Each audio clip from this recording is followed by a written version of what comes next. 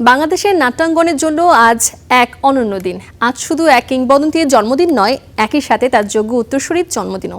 কথা বলছি নাটক জগতের মহির ফেরদৌসী মজুমদার ও তার সুযোগ্য কন্যা ত্রপা মজুমদারকে নিয়ে। একই দিনে মা ও মেয়ের পৃথিবীতে আসার এই অনিন্দ্য সুন্দর মেলবন্ধন যেন এক পরম বিস্ময়। আসেন, আমার বাবু সোনা কত ভালো, টাইম মতন স্কুলে যায়, একটু দুষ্টামি করে না। এখানে একটু খারান বাজান, আপনার স্কুলের ব্যাগটা আমি গুছাইয়া দিই। রঙিন আলোর মঞ্চ, অসংখ্য চরিত্রের ভিড়, আর তার মাঝে এক উজ্জ্বল উপস্থিতি ফেরদৌসী মজুমদার। বাংলা নাটকের এই কিংবদন্তি শিল্পী আজ পা দিলেন জীবনের ৮৩তম বছরে।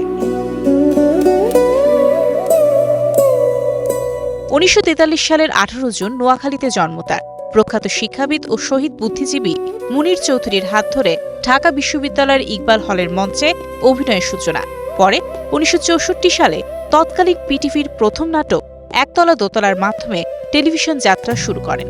আর একবার যদি এই কথা উচ্চারণ করছো, তাহলে আমি তোমার জিহ্বা কাইটা রেখে দেবো। যাও এখান থেকে, যাও।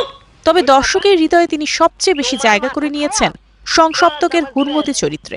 শক্তিশালী অভিনয় আর স্বতন্ত্র ব্যক্তিত্বে চরিত্রটিকে তিনি পরিণত করেছেন এক কালজয়ী স্মৃতিতে। সোহিনী চলে গেলে আমি না খুব খুশি হব।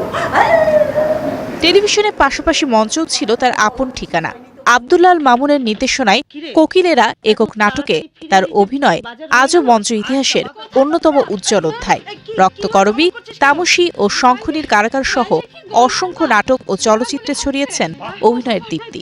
শিল্পে অসামান্য অবদানের স্বীকৃতিস্বরূপ তিনি পেয়েছেন ২১ পদক ও দেশের সর্বোচ্চ বেসামরিক সম্মাননা স্বাধীনতা পুরস্কার। তবে ১৮ জুন শুধু ফেরদৌসী মজুমদারের দিন নয়, একই দিনে জন্ম নিয়েছেন তার কন্যা, নাট্যকর্মী ও অভিনেত্রী ত্রপা মজুমদারও। মা মেয়ের এই বিরল জন্মদিনের মিল বাংলাদেশের সাংস্কৃতিক অঙ্গনের জন্য এক অনন্য আনন্দের উপলক্ষ। প্রজন্ম থেকে প্রজন্মে শিল্প ও সংস্কৃতির যে আলোকবর্তিকা তারা বহন করে চলেছেন, তা আরও দীর্ঘ হোক।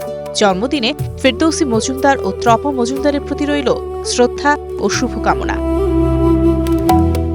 Mario Sen, star entertainment.